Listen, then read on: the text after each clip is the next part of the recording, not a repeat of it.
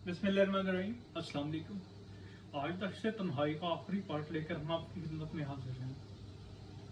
दश्त तन्हाई वो अफसाना है जिसके दो पार्ट्स हम आपकी खिदमत में पहले ही पेश कर चुके हैं।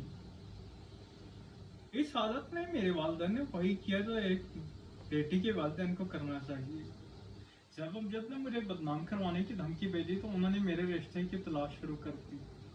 वो यही चाहते थे कि अपने फर्ज से जल्द अज जल्द सबकदोश हो जाए। ये हालात उसी के लिए बेहतर हुए जो कि मेरा आशिक था, जो कि कई बार हमारी गाड़ी के नीचे आता हुआ वही बचा था और जिसको मैंने पिटवाने की कोशिश की थी। उसका असल नाम राफे था। राफे हमारे मोहल्ले में ही रहता था। ये लोग किसी मोहल्ले कार के तवसत से हमारे घर आए। राफे ने अपने वालिदैन को बहुत मुश्किल से राजी किया कि वो मेरा रिश्ता मांगी। लड़के और खानदान के बारे में इंतहाई अच्छे रिपोर्ट्स मिली और वालिद साहब ने हर तरफ से तसल्ली कर हमारा रिश्ता पक्का कर दिया। मंगनी के बाद हम आपस में बात करते थे और मुझे राफी आहिस्ता आहिस्ता अच्छा लगने लगा। और मुझसे कहता कि शादाब दुआ करो कि मुझे एक अच्छी मुलाजमत मिल जाए। वालिद साहब हर टाइम सिर्फ यही कोशिश कर रहे हैं कि मुझे एक अच्छी मुलाजमत मिल जाए। मैं सोचती थी कि अल्लाह ने भी अजीब सा काम बनाया है कि जो शख्स पहले मुझे इंतहाई बुरा लगता था उसी से मुझे मोहब्बत होना शुरू हो गई है। एक दिन राफे ने मुझे फोन पर कहा कि शादाब बुरा ना मानना, लेकिन मेरे दिल में छोटा सा वसवसा है, कहीं तुम किसी मुकाम पर अमजद से बेवफाई तो नहीं कर बैठी। मेरे हाथ से फोन छूट गया और मैं रोने लगी। मैंने सोचा लोग सही कहते हैं कि मर्द शक्की होता है और जब शक एक दफा दिल में बैठ जाए तो वो कांटा बनकर उसके दिल में चुभता रहता है और आखिरकार नाक बनकर खुशियों को डस लेता है। थोड़ी देर के बाद उसका फोन दोबारा आया तो मैं रो रही थी। उसने मुझे कहा तुमने बुरा मान लिया, मुझे माफ कर दो, लेकिन एक दफा अपनी जबान से कह दो कि मैंने कोई ऐसा काम नहीं किया तो मेरा शक खुद ही दूर हो जाएगा। मैंने उससे कहा कि तुम भी आखिर आम मर्दों की तरह ही निकले हो और शक करते हो। मैं इसलिए तुम्हें इस बंधन से आजाद करना चाहती हूँ। मेरी तरफ से तुम बिल्कुल आजाद हो। ये कहकर मैंने फोन बंद कर दिया।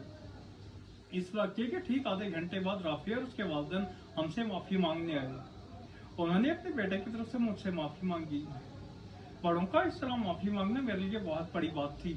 मैंने उनसे कहा कि आप माफी मांगकर हमें शर्मिंदा मत करें, मैं राफे को माफ करती हूँ। उन्होंने इसी दिन हमारी शादी की तारीख भी ले ली। इस तरह दोनों घरों में शादी की तैयारियां शुरू हो गईं। हम चुपके चुपके तैयारियां कर रहे थे क्योंकि मामू के घर से कोई शरारत का खदशा था। एक मामू से शिकायत भी की गई, लेकिन वो मूज और घोड़े थे, उनको क्या हो सकता था, वो चिकने घोड़े बने रहे। आखिरकार हमारी शादी का दिन भी आ गया। खुदा ने हमें मिलवाना था, इसलिए वो दिन भी खैर खूबी से गुजर गया और आखिरकार हम दोनों आपस में दुल्हा दुल्हन बन गए। और इस शादी के तकरीबन 6 साल के बाद वालिद साहब इस दुनिया से चले गए। उनके जाने के बाद हमारे चाचा जो कि दुबई में थे, उन्होंने पाकिस्तान वापस आने का फैसला कर लिया। उन्होंने हमारे घर के करीब ही बंगला लिया। उनके बेटे राहिल की अभी तक शादी नहीं हुई थी। एक दिन अम्मी के पूछने पर चाची के मुंह से बेइख्तियार निकल गया कि दरअसल राहिल शादाब से शादी करना चाहता था, लेकिन हमसे कोताही हुई और हमने रिश्ता मांगने में देर कर दी। तब तक शादाब की शादी राफे से हो चुकी थी। अब राहिल कहता शादाब जैसी कोई लड़की मिलेगी तो मैं शादी करूंगा। भाभी आप भी शाद बेटी से कहो ये राहील को समझाए, शायद वो इसके कहने पे शादी कर ले और हम इसकी खुशियां देख सकें। हमें खबर न थी कि राफे काफी पीछे से आ जाएंगे और हमारी ये बातें सुन लेंगे। जब मैंने पीछे मुड़कर देखा तो राफे हमारी बातें सुन रहे थे। उनके चेहरे का रंग बिल्कुल बदला हुआ था। मैंने दिल में ख्वाहिश की कि काश राफे ये बातें ना सुनते। उनके दिल में एक कांटा सा लगा था। उनके चेहरे का रंग बदल चुका था। उन्होंने मुंह से तो मुझसे कुछ ना कहा, लेकिन वो मुझसे खिंचे खिंचे रहने लगे। इन्हीं दिनों शादी के 6 साल बाद खुदा ने हमें खुशखबरी से भी नवाजा और हम लोग इसका इंतजार करने लगे। राफे का तबादला दूसरे शहर में हो गया और हम भी सामान की पैकिंग में लग गए। राफे दूसरे शहर चले गए और मुझे भी सामान की पैकिंग के बाद उनके पास जाना था। मैं सामान की पैकिंग कर रही थी, लेकिन सामान की पैकिंग करते करते मुझे इंतहाई बुरा चक्कर आया। मैं बिस्तर पर बैठ के और मैंने अम्मी को फ़ोन किया कि मेरी तबीयत खराब है और आप मुझे आकर अस्पताल ले जाएं। उन्होंने मुझे कहा कि मेरे गुर्दे में दर्द है, तुम्हारी चाची मुझे अस्पताल लेकर जा रही हैं। मैं राहील को भेज देती हूँ, तुम्हें ले आएगा। क्योंकि इस वक्त राहील के अलावा और कोई भी ना था तो मुझे अस्पताल लेकर जा सकता। जब राहील ने ये बात सुनी तो उसने फौरन गाड़ी निकाली और मेरी तरफ आ गया। मैंने ढाल बैठी थी, उसने मुझे सहारा देकर उठाया और गाड़ी में बिठाकर अस्पताल ले गया। अस्पताल पहुंचकर मुझे कुछ तिब्बी इमदाद दी गई और फारिग कर दिया गया। जब हम घर पहुंचे तो राफी घर के बाहर मुस्तरिफ से टहल रहे थे। मुझे राहील की गाड़ी से उतरता देखकर उनके चेहरे का रंग यकदम बदल गया। मैंने ढाल थी इसलिए राहील ने मुझे सहारा दिया हुआ था। मैंने सादा दिली से उसे बताया कि राफी मेरी तबीयत खराब हो गई थी और अम्मी आ नहीं सकती थी, इसलिए राहील मुझे अस्पताल ले गए थे। वो मुतवज्जर से हमें देखते रहे। राहील ये देखकर परेशान हो गया।